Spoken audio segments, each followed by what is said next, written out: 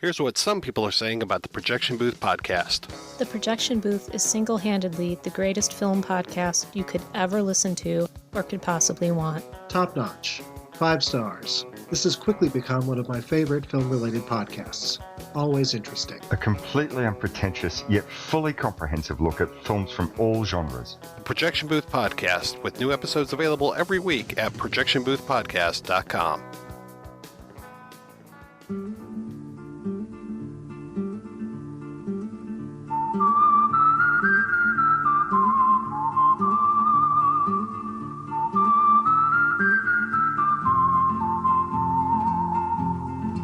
You are listening to the In the Mouth of Dorkness podcast, the official podcast of the Alamo Drafthouse Winchester. Here are Brad, Lisa, and Darren. Welcome to another edition of the ITMODcast podcast. With me is Lisa Gullickson, wife dork. Happy Friday, everybody. Yep, and also joining us is Brad Gullickson, mouth dork. Friday. And I'm your host, Darren Smith, the motherfucking disco dork. And TGIF, welcome to the ITMODcast podcast, Fistful Friday. Yay!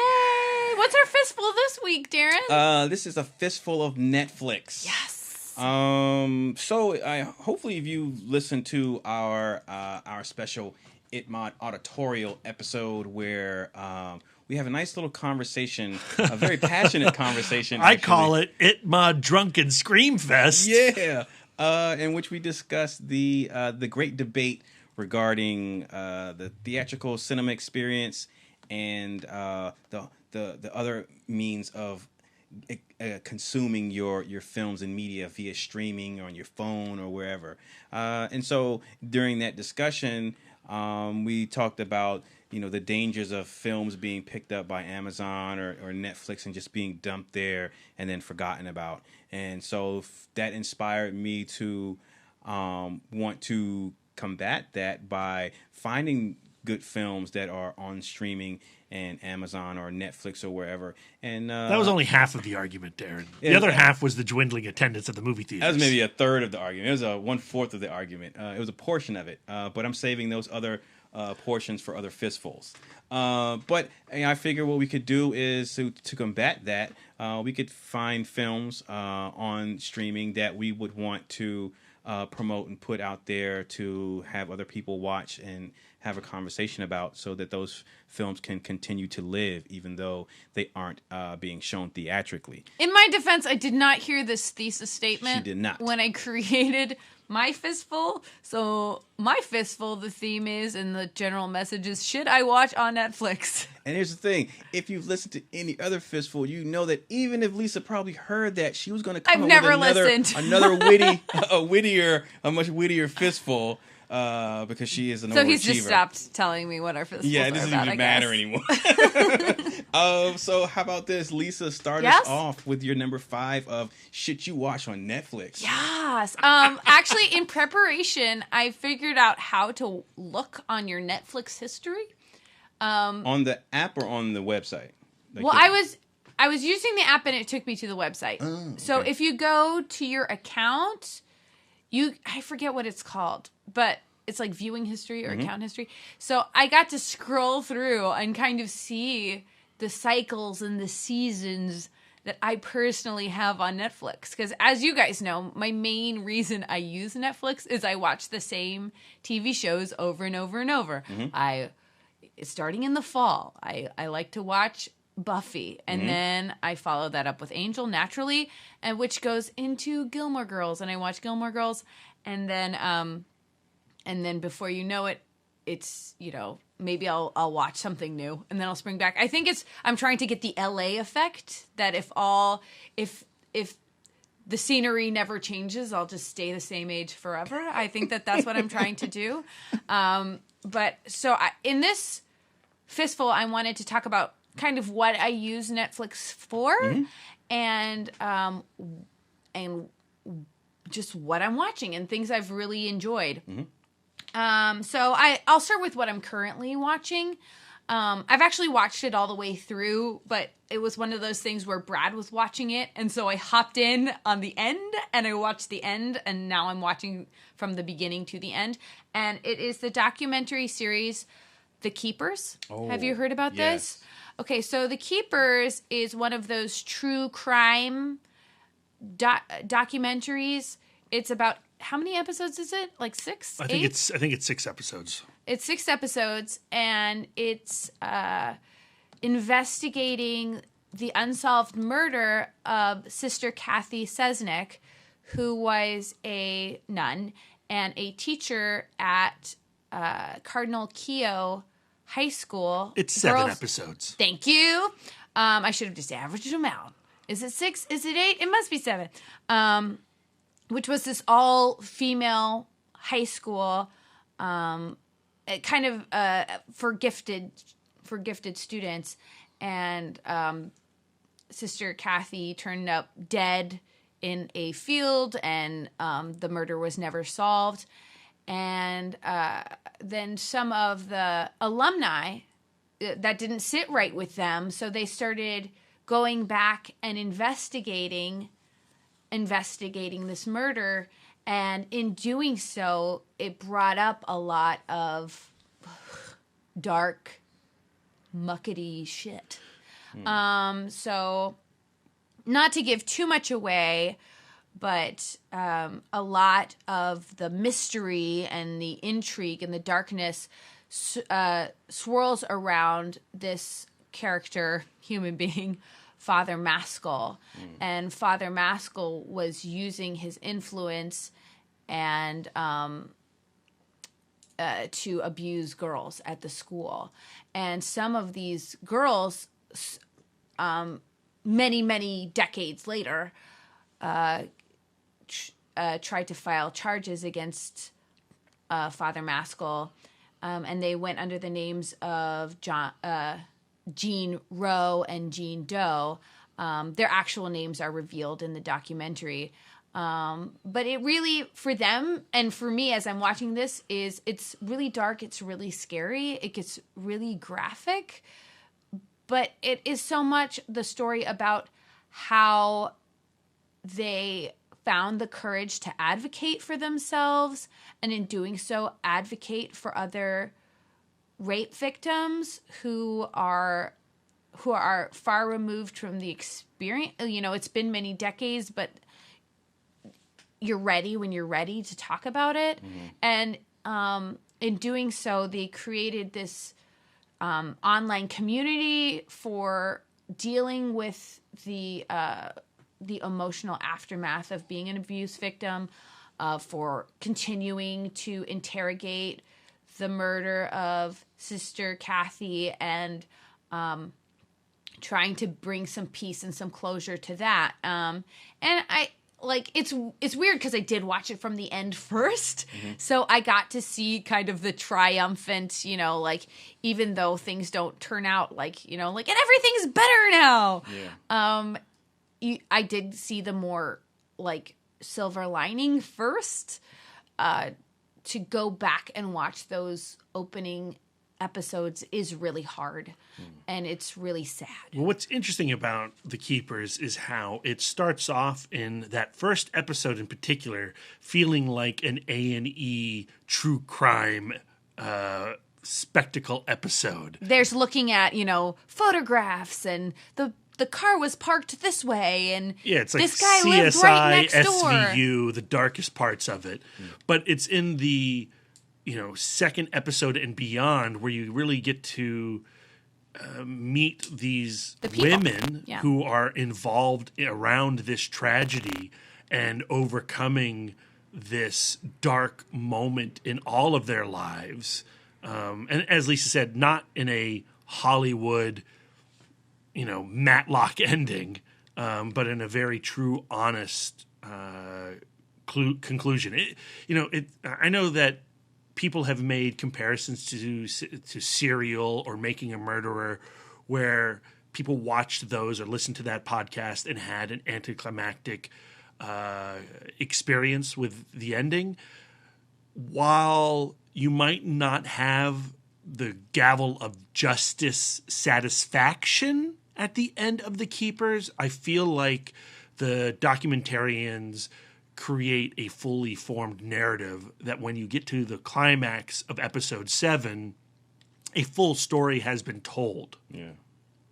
And I think that the justice comes from the knowledge that now this darkness, this history of abuse and violence within the context of this Catholic high school is now part of the public narrative, and we're talking about it, and I think that's really important. And the next time something like this happens, we can't say that we didn't see it coming. That kind of thing. Like the justice comes from now we know. Yeah. It's like, especially in the light of Bill Cosby and all of that stuff coming out. The fact of the matter is that guy's never going to work again. Yeah. He's just not. And we're not going to be able to think about his career in the same way. As epic as it was, he's not going to be. And that's where we have to find our justice and all of that kind of stuff. Yeah. But, but in terms of Netflix, this is definitely something where, you binge watch it. You go in there and you just get transported to a different place, to a different feeling. Yeah. And Netflix is of course great for that. So that's why it's my number 5, and it's what I'm currently watching. And that's a good pick because outside of films, and I know I gave reasons why I chose this Fistful topic, but another benefit of Netflix is, at least for me, without Netflix, I don't know that the documentaries that I get to watch and experience or get turned on to, I don't know that I would have as ready access to them as something like Netflix. And because you can, Netflix has them in a bingeable format. I think what you mentioned, Brad, about this documentary still providing a narrative, even though your conclusion may not necessarily be the most satisfying that you would want out of it, but still having a full narrative. I think that's one of the benefits of, firstly, Netflix giving access to these types of stories and these narratives. But I like that when you watch these documentaries, and they are these 7 or 8 episode sagas or longer, that you spend so much time with the characters that it's just as fulfilling an experience with a film, if not more so, because you're not cramming story into 2 hours or to an hour and a half. You're spending a lot of time. It definitely depends on the product. I mean, The Right. Keepers is an exceptional example of it. I think Making of a Murderer, as entertaining as that was, is less successful in telling a full narrative. Yeah. But again, Netflix also does offer that avenue of having this one place to go to where there's this pool of documentaries and stories to choose from. Good pick. Brad, you're number 5. My number 5, I'm going with a trilogy of ITMOD Film Club selections for my number 5. You can right now watch on Netflix our very first ITMOD Film Club pick, Karin Kusama's The Invitation. Yep. You can watch our second ITMOD Film Club pick, Cold in July, the Joe Lansdale adaptation. And you can watch Park Chan-wook's Old Boy on Netflix. Yep.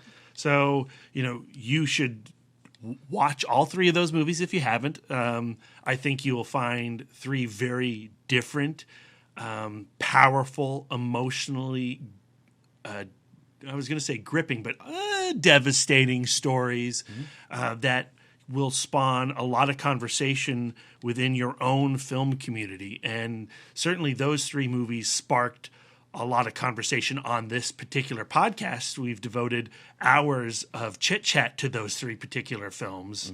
Mm-hmm. The Invitation is very much a creepy, slow burn, character-driven horror story. Mm-hmm. That like I said, slow burn, takes its time in unraveling the unease within its audience and delivers an ending that is impossible to forget and allows you to rewatch the film immediately with a new point of view. It's absolutely one of my favorite films of the last couple of years, one of my favorite thrillers, one of my favorite independent movies. We talk about it a lot, and so any opportunity I have where I can bring that movie back up, I am happy to do so. Cold in July is a very different type of thriller. It starts off as this home invasion, like a very 80s concept for a hero story.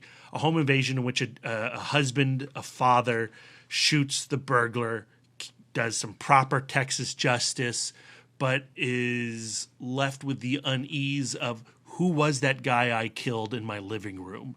And when he starts to explore the reality of that criminal, it opens up this very intense and I'm not fantastical in a supernatural way, but fantastical in a movie kind of plot. It starts off very small and goes very big, and I really appreciate how that is achieved narratively within the screenplay, but how Michael C. Hall delivers the performance of what have I gotten myself into. And then you also have like Sam Shepard and Don Johnson as these larger than life characters that aren't quite what you think they are when you first meet them. And it's directed in a very stylish 80s genre kind of way that only adds to the entire experience. And like Park Chan-wook's Old Boy is the ultimate revenge film. That's a subgenre unto itself. And, if you're going to put a list together, you might like, oh, I want to talk about Kill Bill. I want to talk about Death Wish. No, it all should start with and end with Park Chan-wook's Old Boy. If you have not seen that film, you need to. It is a rewarding, dark experience. Not for everybody. Nope. You'll know within like the first 15 minutes if it's going to be too much for you. But if you hang in there, you're going to be rewarded with an unforgettable experience. Yeah. There are a few cinematic experiences like Old Boy. So if you haven't yet, check out those 3 movies. Yep. I'm cheating a little bit. And then find our ITMOD Film Club episodes and continue the conversation there, and continue to tweet us or Facebook us or Instagram us your thoughts on those 3 films. They're movies I'm always happy to talk about. All right. My number 5 is a film that had a small theatrical window. It played in theaters for a little while, and then it was put on streaming and on demand, and it's also available on Netflix now. Upon its release, it was talked about a lot. Did the festival circuit a lot, and it had a good buzz. And then even during its theatrical run, and that's 2015's Tangerine, directed by Sean Baker. A lot of the talk was centered around how the film was shot, what format it was shot on. For those who don't know, this feature-length film was shot on an iPhone, and that was what a majority of the discussion was. The other part of that discussion was the performances of the 2 lead actors, Maya Taylor and Katana Kiki Rodriguez, who are 2 working girls. And this was IMDb's description. 2 working girls tear through Tinseltown on Christmas Eve, searching for the pimp who broke her heart. A working girl. And so there's a girl who is looking for the pimp that broke her heart, and her best friend who is accompanying her on this odyssey. And I'll just leave the description at that, because for you to discover what Tangerine truly is the joy of the film, outside of the impressive feature being shot on something that most of you have in your pocket or possibly listening to this episode on. What Sean Baker is able to do, not with the iPhone, but with the actors in the film, and give this movie texture, and not through just color correction, but I mean with the personality and the characters. Two people who initially you may come off abrasive. At least one of them is definitely going to come off abrasive in the beginning, but I'd be hard pressed to find someone who you just don't have a heart if at the end of that film you aren't feeling something for that person, if not both of those people, because there's a genuine friendship that anchors this film and carries it all the way through the end. And Sean Baker, I think his strength is having these two assets portray these characters and being able to draw these performances out to have you believe and feel that friendship. And, yes, it was a big deal. Again, it was talked about because it was a movie shot on the iPhone and, people were loving it. But just because it has been, and since it has gone to Netflix, I feel like I don't hear enough about it even still. But it's because we live in a day and age where, it's put on Netflix, but then Orange is the New Black comes out, but then something like Get Out comes out. And fortunately, feats like this, movies shot on a small to micro to no budget on your iPhones, because the means to do and tell these stories are so readily accessible, they come out often. And so if one comes out, it's not long before someone else is putting something else out. We had an interview cast with the director of The Battery, which is a micro budget film that is a genre picture about zombies, but it's telling a different story, and it's using those zombies as a backdrop, and it's taking place inside of a car.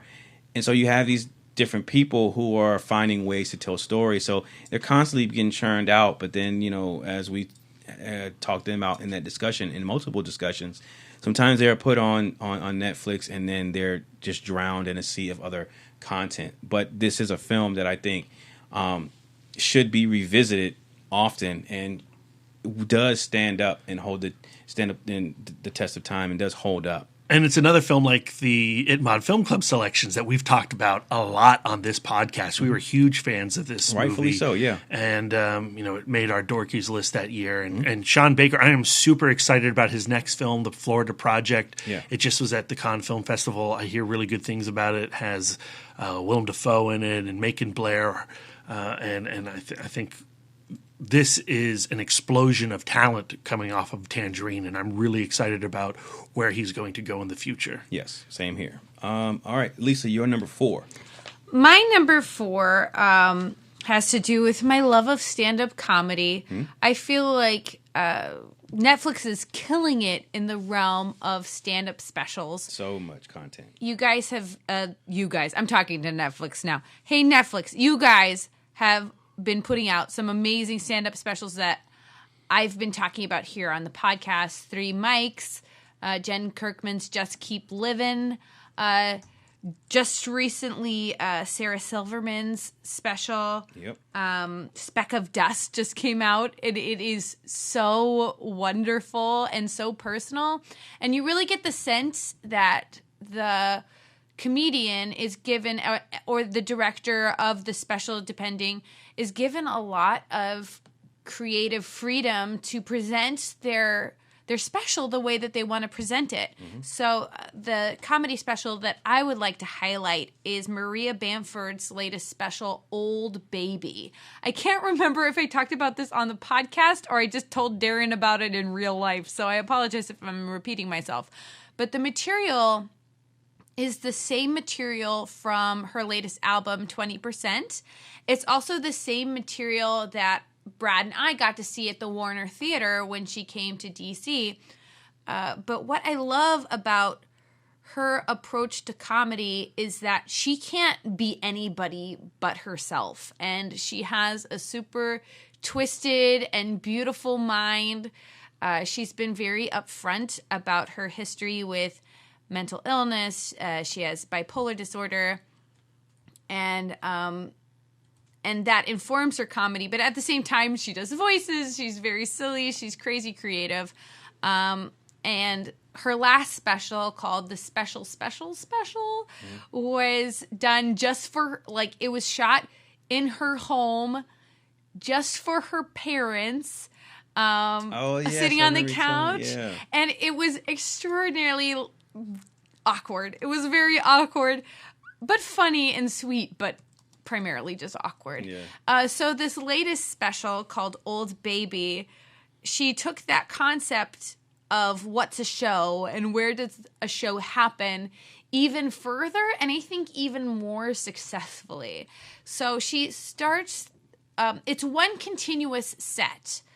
Like, if you just closed your eyes and just listened to the audio, it's one piece.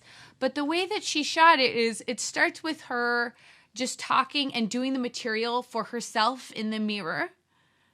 And then you transition to she's doing the next part of the material just for her husband sitting on the couch. And then she's doing it for her friend sitting on a bench. Then she's doing it at a house show for a bunch of people in a living room. Then she's doing it in an outdoor venue. And the venue, as she goes, just keeps getting bigger and bigger and bigger until she's ultimately doing a proper theater show. Yeah. But it's all that quality of material going all over the place. And I think that the climax of this special and of this particular set of material is so from her point of view of, you know, she comments on how she feels the art scene perceives her as a person. And the climax of the show is, I can't even describe it because it would give it away, but it is so beautiful and so hilarious. It'll just leave you in stitches. And I think that it's, in terms of an intro into Maria Bamford's material, I think that anybody can get it. You know, where I think with the special, you kind of have to be on board. Yeah. And while you're there, you can watch her show, Lady Dynamite, new season on Netflix as well. And I love this woman. And yeah. And you should be, and it's nice because you can try out, like, there are all kinds of different kinds of comedians on Netflix now, and you can flip through. I just watched Hassan, is it Hassan Minhaj? Have I already forgotten his name? I should have looked it up. I shouldn't go off the cuff. I can find it. But he was the guy who did the speech for the journalists at the White House. Hassan Majid, right? No. Oh my God. Hassan Minhaj. I should never doubt myself. But he did the correspondence dinner at the White House, the one that our president didn't show up for. Oh, wow. And he does talk a That's little bit about president, that. Lisa, your president. Yeah, but he talks about that. He also talks about, growing up Muslim in the United States. Very personal stories. I wouldn't say that it's like hilarious. It's much more storytelling. Lots of personal stories. Yeah. He talks a lot about his sister. It's very sweet. But that's just all to say. There's something for everybody. So if you're not already a comedy fan, you're going to be able to find something. Yep. So, yeah, that's my number 4. Brad, your number 4. My number 4 is the documentary Raiders, the story of the greatest fan film ever made. Yeah. From directors Jeremy Kuhn and Tim Skusen, about 11-year-olds Chris Strompoulos and Eric Zala in 1981 after they saw Raiders of the Lost Ark. They put their fandom, their insane, insatiable, not unsatiable, it's insatiable, thirst for filmmaking into recreating Steven Spielberg's classic Raiders of the Lost Ark shot by shot. It is another film that we have talked a lot about over the course of this podcast. We were lucky enough to interview Chris Strompoulos about not only why they would do such an insane thing as children and follow through with that project, but then continue to take that passion and pursue it into other art forms or other projects. And it's an incredibly inspirational story, kind of like you were talking about with Sean Baker, and even, the point of our Writing with Purpose episode that we put out there on Wednesday. We have in our homes now the tools to do anything. We can make our own movies. We can make our own podcasts. All you have to do is do it. And here are two 11-year-olds who proved that if you just didn't say no to yourself, you could get so much done. Yeah. And as much as it was inspirational to talk to adult Chris Strompoulos, the true inspiration of Raiders, the story of the greatest fan film ever made, it comes from two 11-year-olds in 1981. Yeah. And how Brad Gullickson and Lisa Gullickson and Brian Young and Darren Smith really could learn a lot from those two kids. Yeah. That's a great document. It was a great story. It's a great story, and it's not just, you know, when you read the book and you're like, oh man, what a great story. The documentary itself does a fantastic job of detailing that experience. It has obviously great chunks from the fan film that they made, but there's and it has one-on-one interviews with all the characters involved. But the way that Jeremy Kuhn and Tim Skusen weave that narrative together is a satisfying documentary experience, is a satisfying cinematic experience, and essential viewing for any film fan. I agree. All right, my number 4 is a film that I saw. It had a limited run in the theater, a very limited run. I saw it in a regular theater, and then it got screened at Lost Weekend, and now it's currently on Netflix. And it is another film from 2015, and that is the German film Victoria. And it is the film that it's a story about a young Spanish woman who just moves to Berlin, and she's working in a coffee shop, and she's hanging out at a club one night, and she meets some young guys there, and she decides to hang out with them for the night. And the partying turns to her being an accomplice / getaway driver to a robbery, and then that spiraling out of control into a violent conclusion. But the hook of that story and that film is that this takes place in one night in one city, and it's shot all in one take. And that concept can seem gimmicky. It has been done before in other films, and sometimes to greater or lesser effect.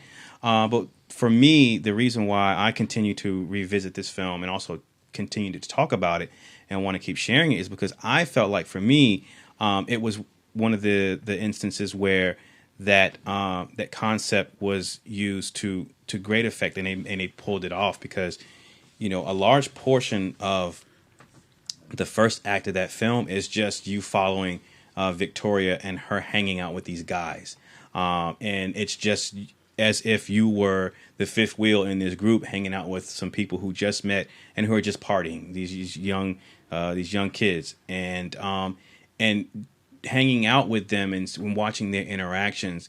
They feel like a bunch of young, reckless kids who may not make the best decisions all the time, who are just living the moment and enjoying life and enjoying each other.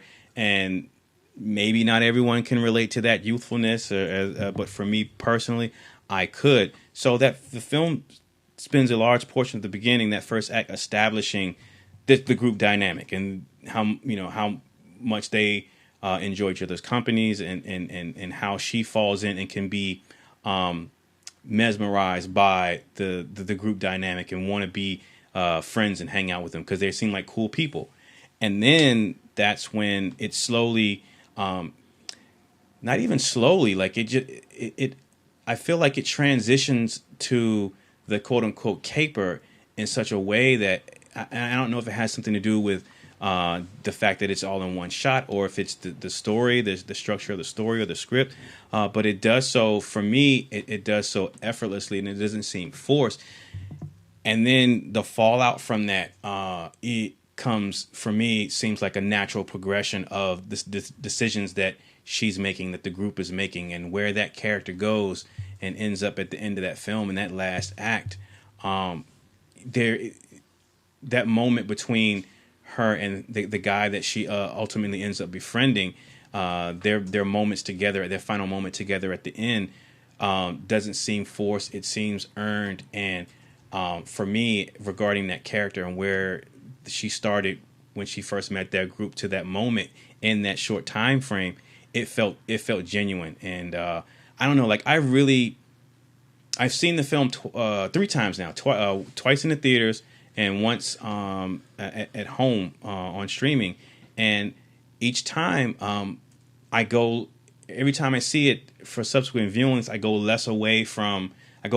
move away from, oh man, this is shot in one take. Where's the cut? Are they masking the cut? Or, oh, I can't believe they're still doing this. They're still doing the take. And I go more away from that, and I'm really invested and I'm focused on the characters and the interactions.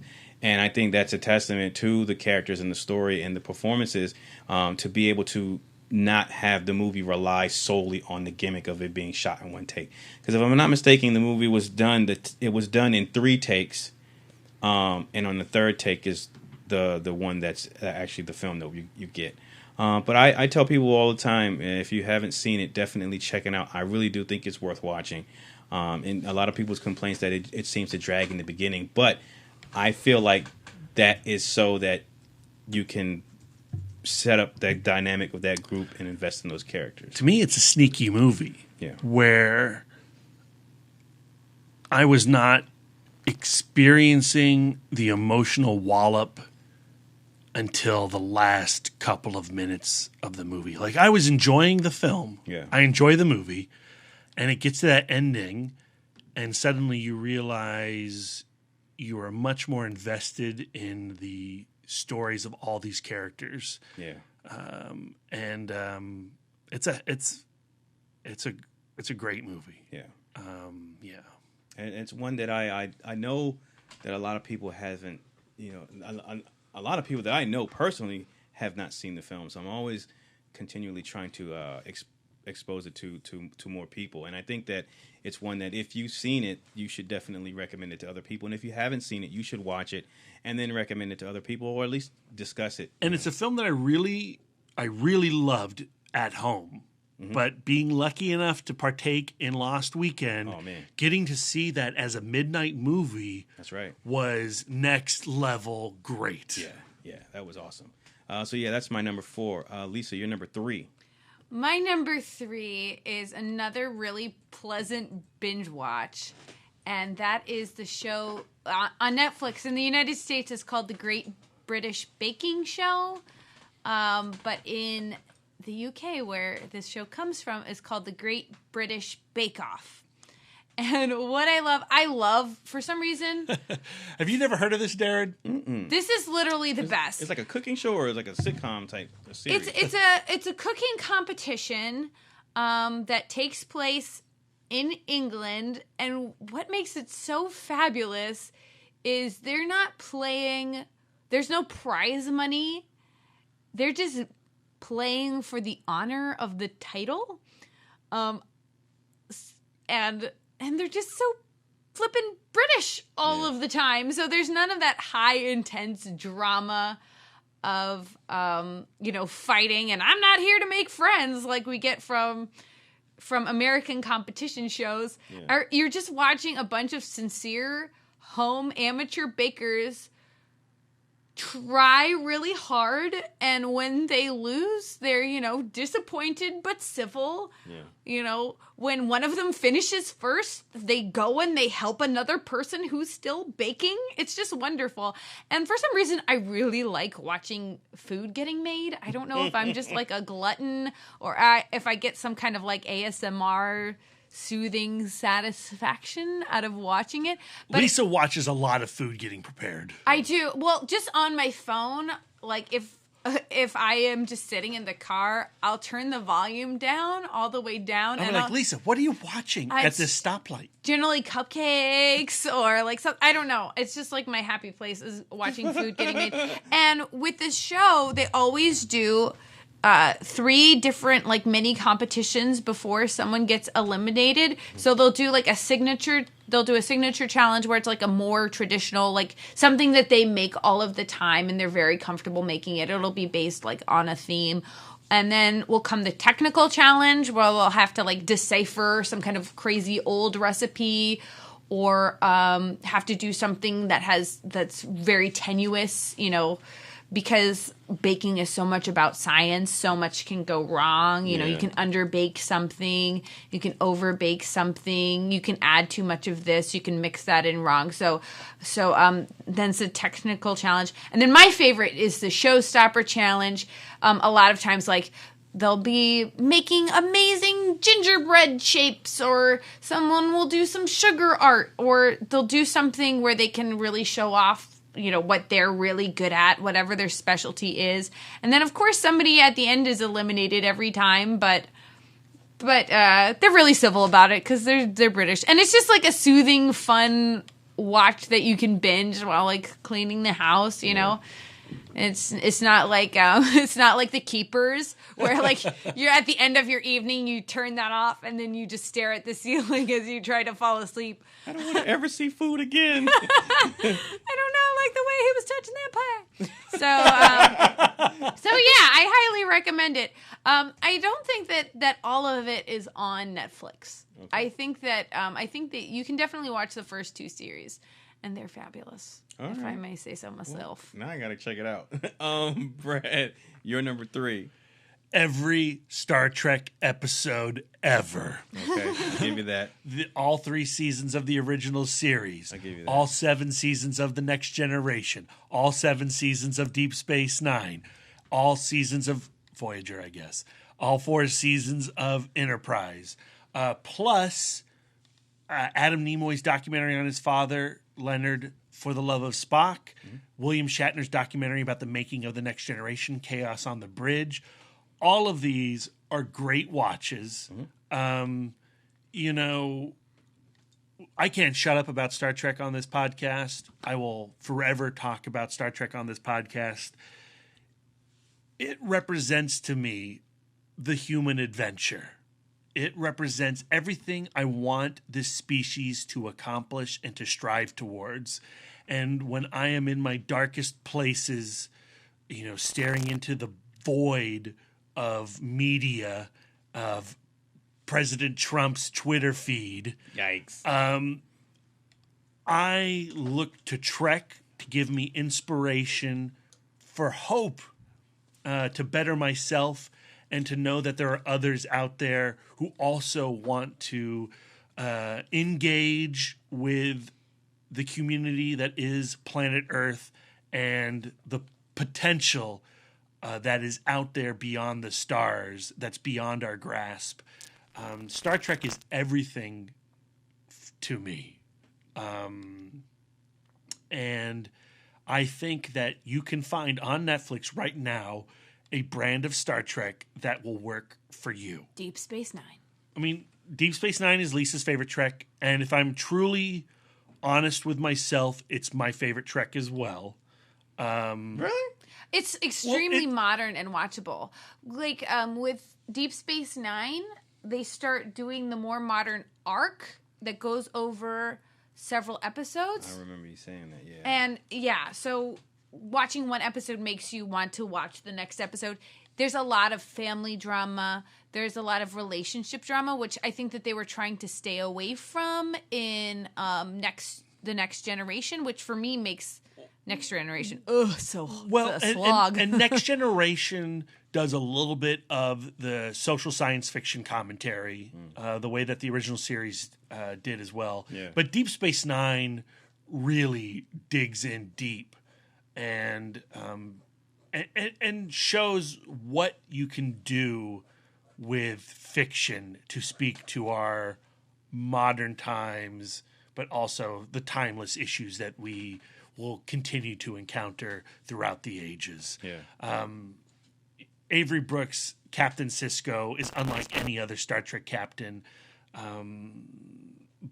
He's a dad. I mean, he's a dad. He's a religious figure. He's a reluctant religious figure. And he's a captain who works in the gray of reality. He's not black and white the way that Picard and Kirk were often. But that being said, Shatner and company will always be the true Star Trek to me. And yes, Netflix does not have all the films at the moment. They've had them in the past, and they'll probably have them again, although word on the street is Amazon Prime's getting all the movies in July. So if you have that service too, that's a pretty good place to visit as well. But yeah, Star Trek, it's us. All right. My number 3 is a film from 2009. So unless you live in a metropolitan city or a city with I'm so glad you're talking about Crank 2, High Voltage. Wow, populated with art house theaters. Still without on point. Without streaming services, I don't know that access to foreign films would be as readily available as it is with things like services like Hulu, Amazon Prime, and specifically in this case, Netflix. That is another benefit of being able to have the streaming services, is that it also offers you a plethora of foreign cinema. Victoria being one. That one's from Germany. But my number 3 pick is from Korea. It's directed by Bong Joon-ho, and it's a film that I've talked about on the podcast before, and it's the film Mother. And I will continue to talk about this film because, again, it is a film that, while put onto streaming, and it may have played in some art house theaters here or there, very limited release, maybe. It's a film that I think is definitely worth watching and worth a discussion. Darren. Yes. I've never seen Mother. So good. A mother desperately searches for the killer who framed her son for a girl's horrific murder. That's all I will say about the plot. Everything else that I've said before about the film has always been about the performances. Hye Jung Kim plays the mother. Bin Won plays the son who is framed for the murder, and he's a mentally challenged individual. And I've said this before in the podcast. Bin Won is the same gentleman who is the lead in the badass, also Korean film, Man from Nowhere. It has 2 totally different performances, but both completely compelling and in this case moving. The end of this film, it's a Korean film, so it's going to be gripping in some way, shape, or form. I don't want to spoil it, but I would say it is incredibly moving and sad. Not necessarily as grim as something like Old Boy or Sympathy for Mr. Vengeance, but tragic in its own right. But it is a brilliant film, and it is solely. I mean, everyone else in the film is great. Bin Won is great, but the mother of the film, Hye Jung Kim, is incredible. She is incredible in that film, and her final moments on screen are just so touching and at the same time heartbreaking. She is amazing in this film. I highly recommend this film. And then when you watch it again, talk about it and tell other people about it, because it's worth seeing. It's worth. When you talk about foreign cinema and Korean cinema specifically, we always talk about the Park Chan-wook films. We always bring up I Saw the Devil, and I always talk about The Man from Nowhere. But in the same breath as those films, I will talk about Mother, because not necessarily as dark and grim, it is still as gripping as any of those films. And Bong Joon-ho's The Host is also on Netflix, and Okja is coming out on Netflix. The Host almost made my list, but maybe it'll be my number 2 pick. But for now, my number 3 is Mother. Lisa, your number 2. My number 2 is on Netflix. I like to find inspirational documentaries that'll blow my mind, change my worldview. I have a couple that I do like to revisit. I think I've talked about this one on the podcast before. Happy. Yep. Yeah, Happy is one that I love. It reminds me that you're responsible for your own happiness and that you have the tools to make that happen in your life. If you think about, if you try to be generous, if you try to be creative, if you try to be part of a community, those are all things that are scientifically proven to improve your level of happiness, no matter what your natural base level of happiness is. Another one is a documentary that's been on my mind lately, Jiro Dreams of Sushi. Oh, so good. Man. That's a great one about the value of tradition and the value of hard work, and also in the story of the sons of being who you want to be and creating your own legacy in the context of tradition, which is fascinating and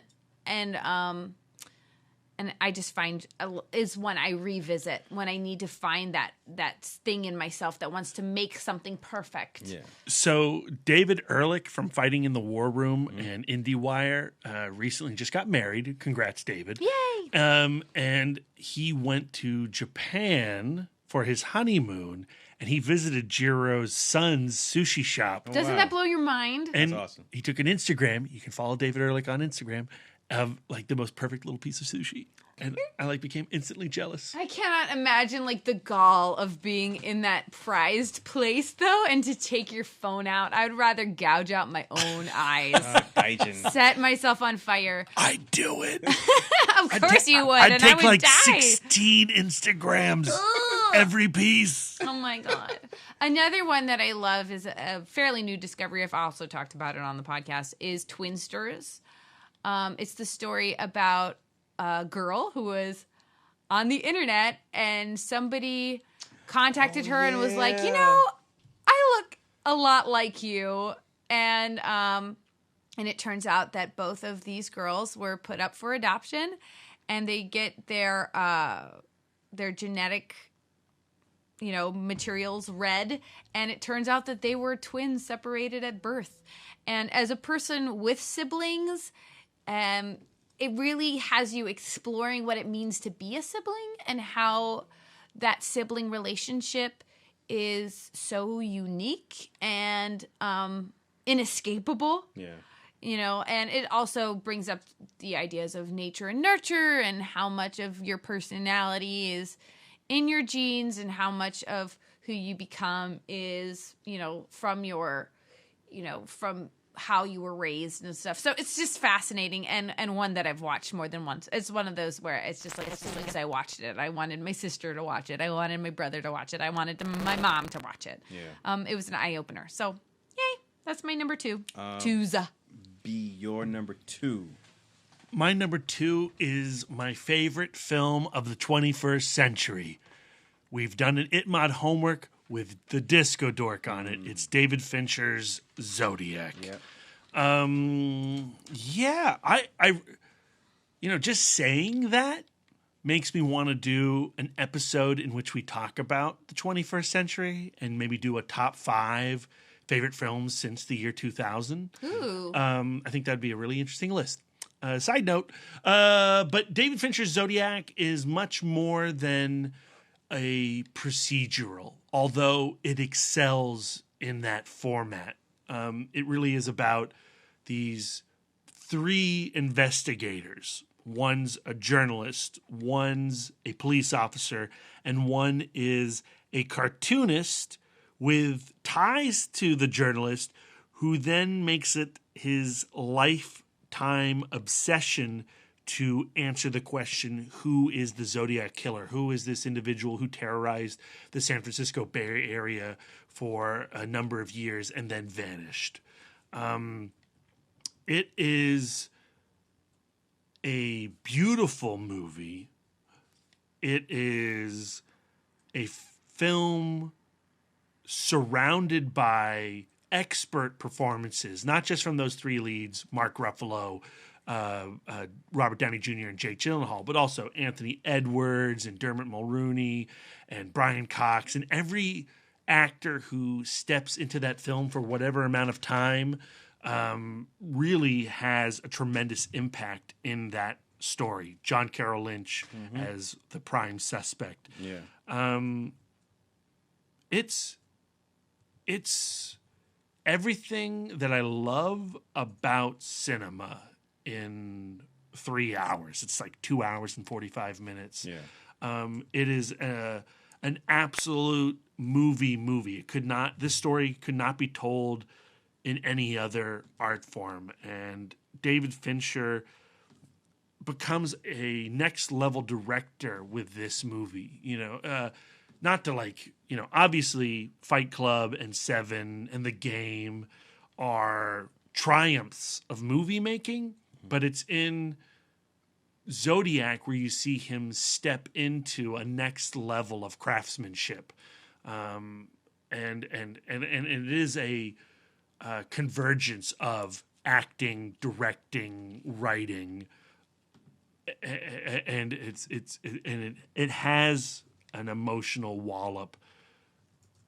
And like The Keepers, where you may get to the end and you may not have that sense of justice that a Hollywood movie would demand, you do have a solid conclusion.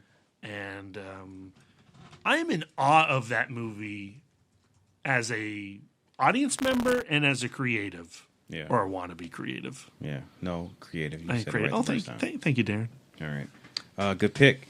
My number 2 is from another one of arguably our greatest living filmmakers.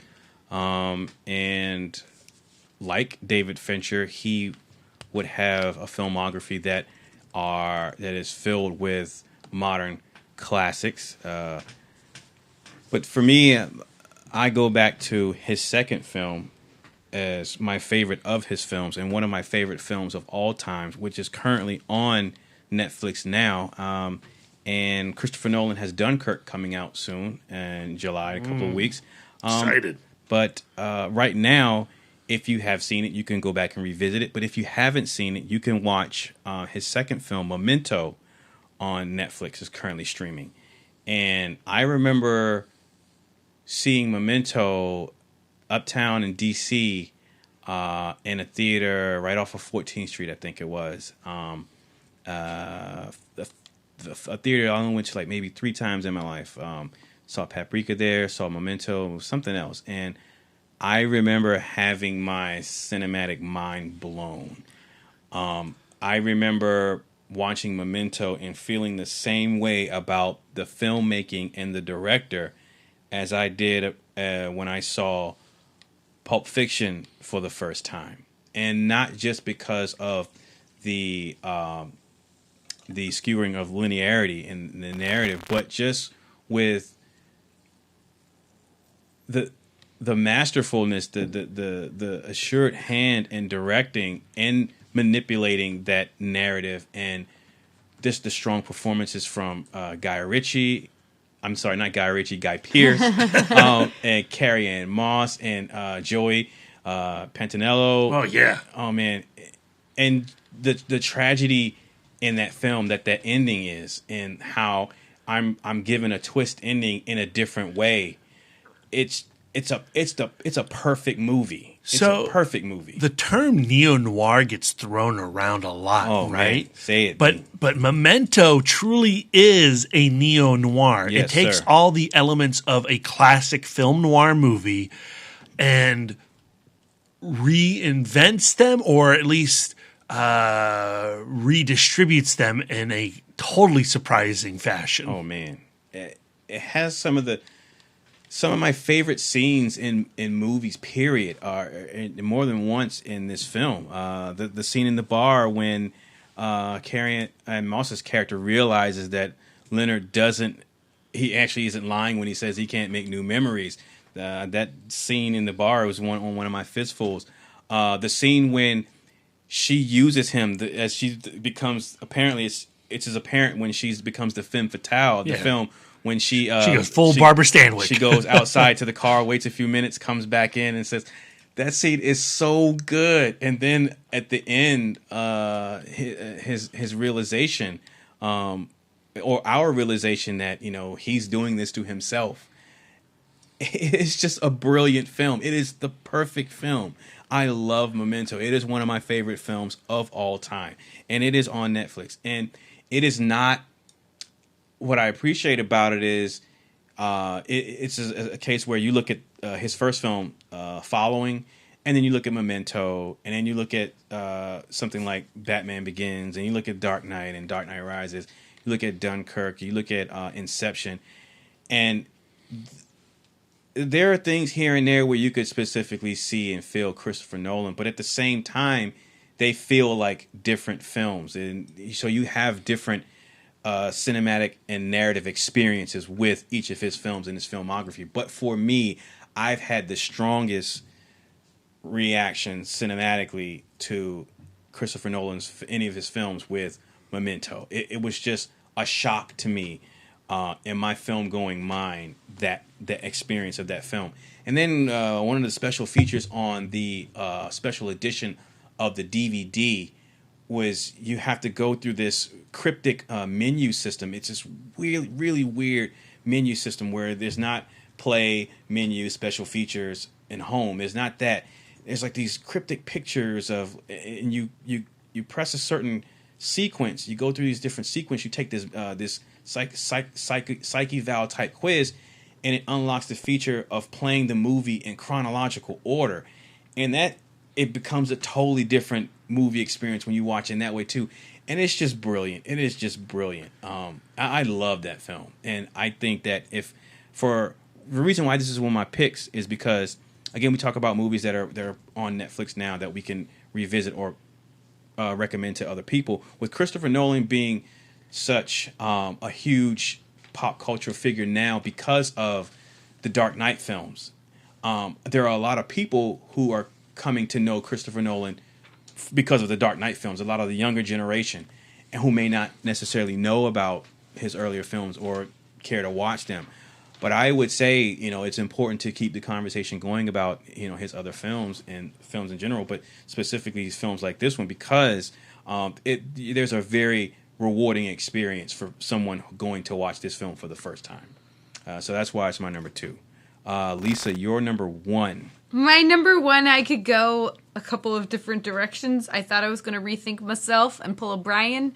But no, I think I'm going to stick to my guns. And one of my favorite things to do on Netflix when I got nothing else going on is do a nostalgia watch and hit up a movie that I loved as a child.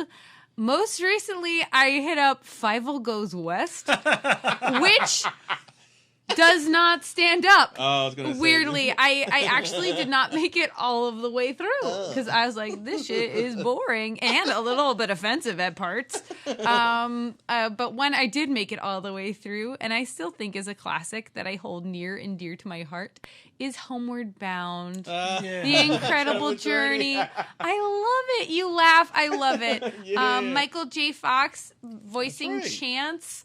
The American Bulldog, who I guess he's been around the shelter a few times, and he's really skeptical about this whole family thing. Yeah.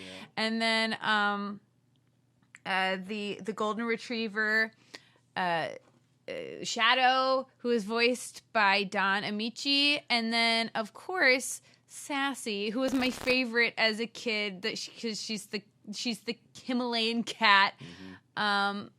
Voiced by Sally Field. And I just, it's so funny because I watched it so many times as a child where it's like as the dialogue is going on, it's resurfacing those memories. And I'm I actually know every part of this movie all of the way through. But what I didn't realize, this time watching it as an adult, how much more I got into the story of the family.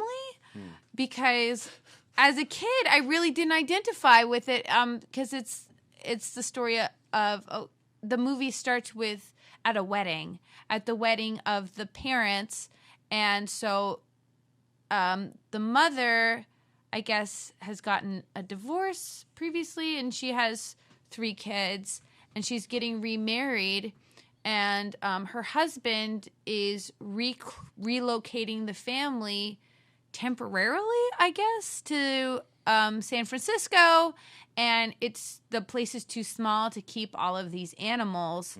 So the kids, not only having to, now the shape of their family dynamic is changing. They now have this, dad figure in their life who is really comfortable telling them how it is, even though he's like a new part of the family. It's not, and so they have that, but then they also have to move to a new place where they've never been and is unlike the suburb that they've lived in. And they have to leave these pets behind for a length of time that they do not know. So you see this dad figure, this just male figure who really wants to be a dad, really wants to be paternal, trying to be this rock for them, but also trying to address, like, set their expectations very low. He's always the one going like, the animals are gone. We're never seeing them again, that kind of thing.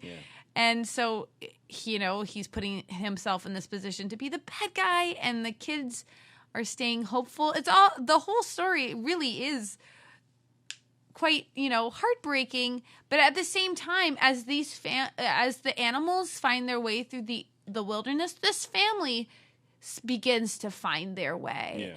And, when the animals turn up at the end, it's just a reminder that, the impossible can happen. And, love can be found in any group, in any situation. So I think I can imagine watching that as a child, maybe, in a home like that, finding a lot of comfort and solace in that film. And it's definitely a reflection of the time because this is 1993. Shit. So a lot of families were going through that at that time. And they're going through it now. So I do think it's a beautiful film. Not VF. I even knew it. Yeah, Chance eats the birthday cake. You don't actually see it, but it's really gross. And they make jokes about it, too. It's really gross. And I didn't like it then, and I don't like it now. But, But I think it's lovely. Beautiful film. Nostalgia watch. I was not going to guess that number one. Ever. I also rewatched What About Bob? Yay. That's another nostalgia watch. Even though as a kid I did not like that film because I really sided with the doctor. I was just like, yeah, fuck Bob. He's annoying. He's ruining the vacation. And now I realize that, Baby steps. Lisa. Yeah, I'm making baby steps to accepting Bob. All right. Brad, your number one.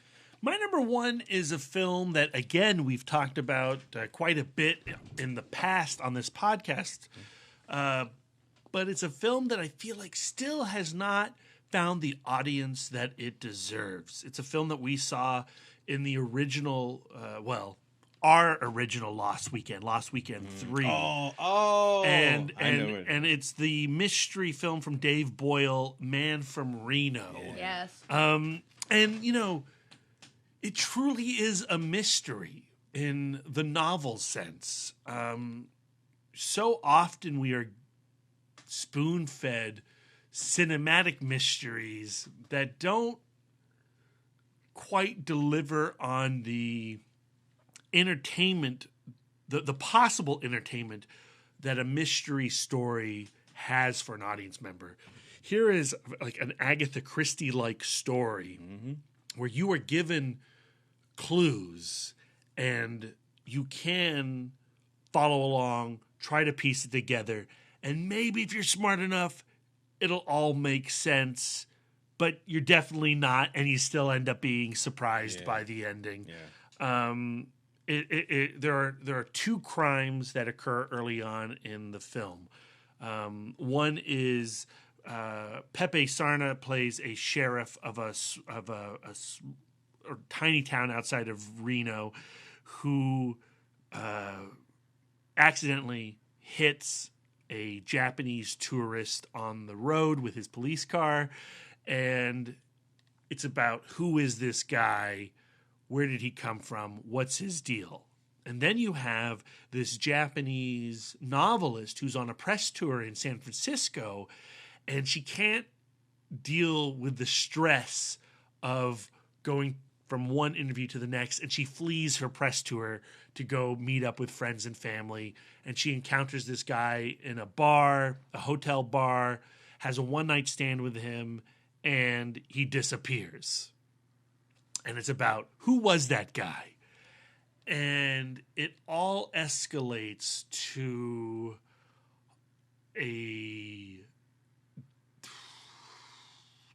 I don't even want to say the word to describe it, because that would spoil the journey. But if you are a fan of mysteries, crime stories, Man from Reno is a must watch, and it is a film that pretty much solely lives on Netflix. Mm-hmm. You can order a Blu-ray copy directly from the filmmakers, but it is not available at Best Buy. It is not available at Target or Barnes & Noble or wherever. You have to go out of your way to purchase a physical copy, or you can just click on over to Netflix and watch it today, tonight, this moment. And I think it's one of the best films of the last couple of years. Yeah, you dug on that film super hard. That's a gripping mystery. It really is. Pepe Sarn is so good in that movie. Yeah, and so is Ayako Fujitani as the Japanese novelist. And all those characters are so complex and well-rounded. Well, that's the thing, is like there's so much to chew on narratively, but there is even more to explore from a character point of view. Yep. There's the main driving mystery, but each character is given something to build off of emotionally, and it's exceptional. It's exceptional. Layers, man. Good pick. My number one kind of goes back to my reasoning for choosing this particular Fistful, which goes back to that particular conversation. And it is it's another film directed by Bong Joon-ho. Brad, you've already mentioned it. And it's a film that's being released this Friday, actually today on Netflix, Okja. And I have not seen the film yet, but I'm picking it because I think that's another one of the benefits of Netflix. I mean, you can do this in a theater. You can go to a movie theater and not have any idea of what's playing and just say, what should I see? That's starting in 5 minutes. I'll just go see that, go in and be surprised, not knowing anything about the film. And I'm picking Okja as my number one for a few reasons, that being one. I haven't seen the film. I would say if you haven't watched the trailer, don't watch it. Just go and watch a movie. I haven't watched the trailer. Same. Just go watch a movie. If not, for the pedigree of the director. He directed Mother. He directed The Host. He directed Snowpiercer. He is a very talented filmmaker, first and foremost. A very distinct storyteller, whether you agree with everything in the stories or not, how they play out. But he's a very good storyteller. And I think because that discussion spun off of a few things, but one of the things being that this is a film that if it's not screened theatrically, if I'm not mistaken, it can't be in the running for awards, right? Or considered for entry into the right. And so this was one of the things that we talked about and that I spoke of, and saying that I'm picking as my number one because I don't want this story to go unnoticed. Yes, it's going to be put on Netflix today. It may be watched by some people. It may not pop up on any reviews on websites or whatever. Some people may review it, but it does run the risk of being overshadowed by, Orange is the New Black, or whatever else comes out. Doctor Strange is now on Netflix. So there are thousands of movies on there, but it does run the risk of not being spoken of anymore, especially because it doesn't have a theatrical run. But the thing is, going back to the benefit of Netflix, if this film wasn't put on Netflix, you wouldn't see this at AMC anyway. Unless you have an art house theater that plays foreign cinema, you would have to buy this import, if it's even imported at all. Maybe. I mean, you have to have a distributor, right? Yeah, a distributor has to pick it up like they did with The Host. You could see The Host at AMC theaters. I saw it at an AMC theater. But how wide release was that? Let's find out.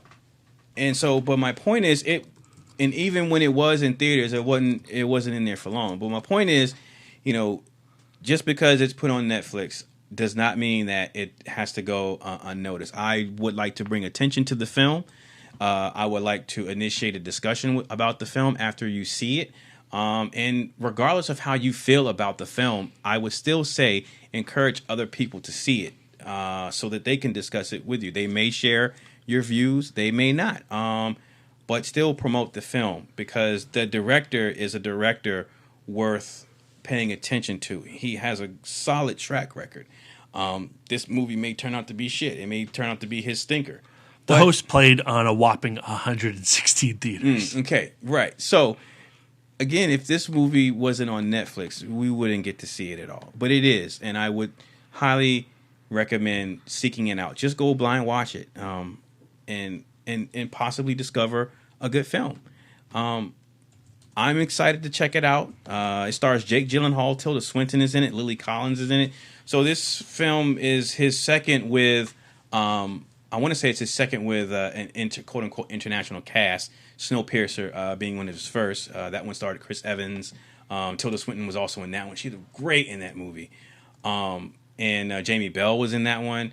But yeah, I saw a snippet. I'm looking at a still from it now, and I'm seeing more than I want to see. I didn't even want to know what the thing in it looked like. But I would say support the film, whether you feel a certain way about movies being dumped on Netflix or not, as opposed to seeing them cinematically.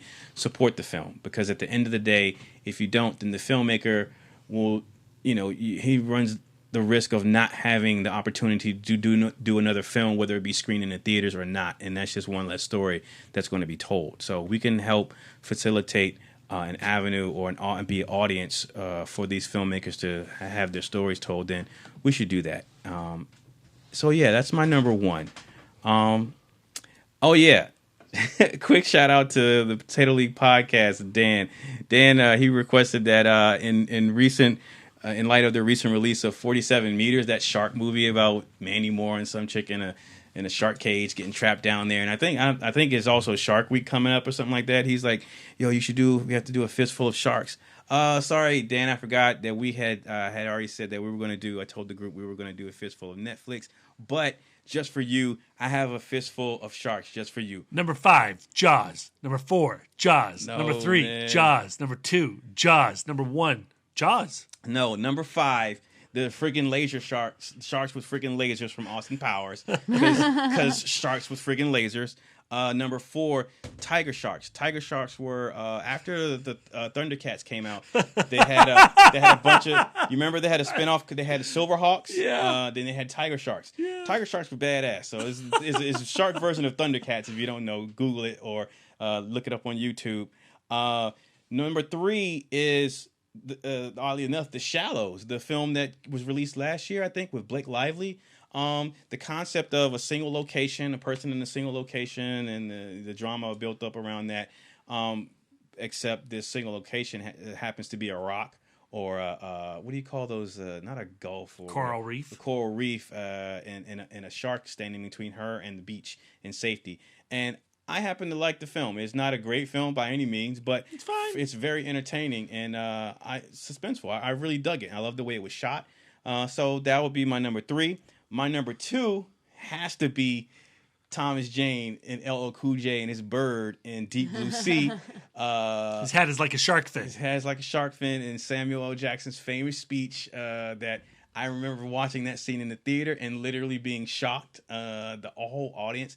That was a great moment. But for whatever, I don't know, like when Deep Blue Sea came out, I genuinely liked that film. Like like when it came out, I was like, man, I can't wait to get that on home video. And then when it came out on home video, like I watched that movie all the time. I liked Thomas Jane. I think that was my first exposure to Thomas Jane. It's one of my early ones. And certainly. I really dug his character in that film. That's my number 2. My number 1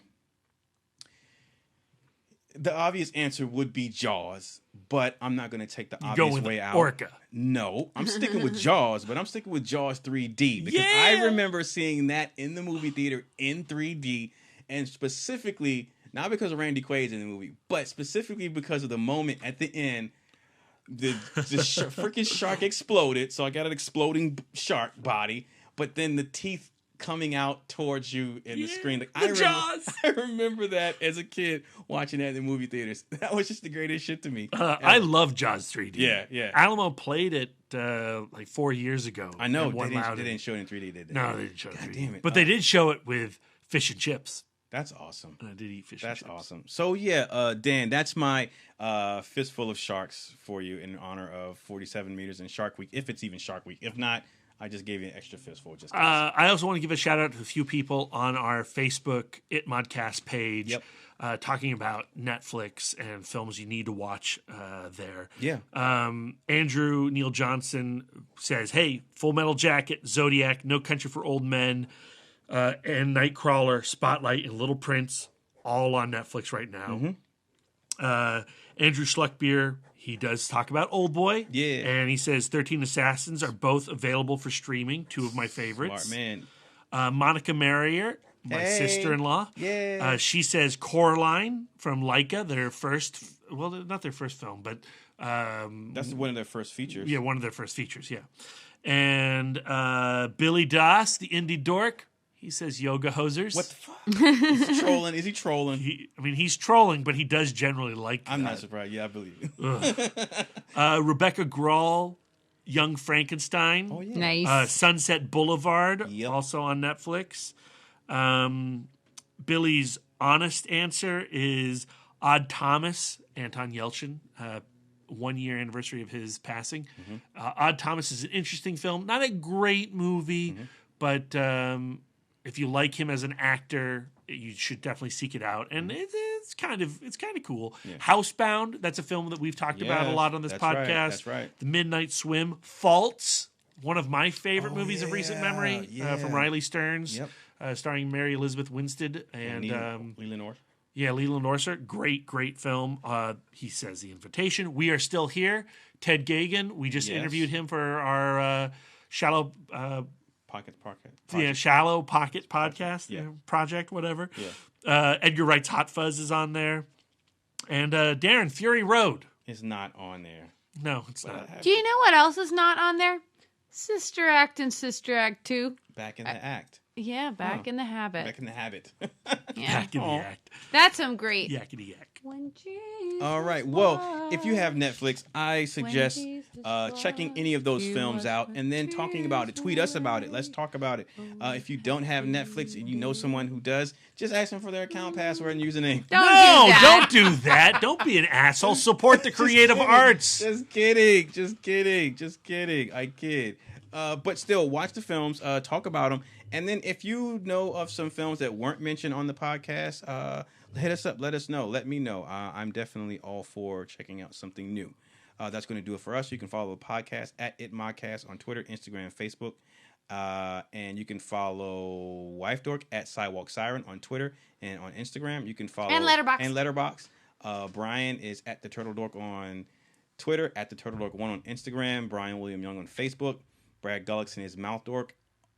At Mouth Dork on all social medias, as I am Darren Smith, the Disco Dork, on all social medias. Darren. Yes. 2 big movies coming out this weekend. Well, Transformers The Last Night came out. It's your new favorite film of the summer. Maybe even the year, you said on Tuesday. You said that to me. You texted that to me. Well, I have to see it tomorrow in true IMAX at the Udvar Hazy. In 3D. And so we're going to do a Transformers Last Night cast. Yeah. And Baby Driver, Edgar Wright. Yes. We're getting an advanced screening at the Alamo One Loudon on Sunday. Yes, because we're special people. So, that's going to be a huge entry in our summer movie review cast. So I think we've got 2 review casts we've got to do. All right. So be on the lookout for that, ladies and gentlemen. Thank you all for listening. Check out, if you haven't checked out the ITMOD special episode of the Writing with Purpose. from Awesome Con panel featuring Liz Reed, Emily Sears, and Brad Gullickson, a.k.a. Malthorpe. Check that out, and also check out our Weekend Dork episode. I play the ukulele. Yes, she does. Not well, though. I'm practicing. That's going to do it for us. Thank you all for listening. Enjoy the rest of your weekend. Go watch some movies. And until next time.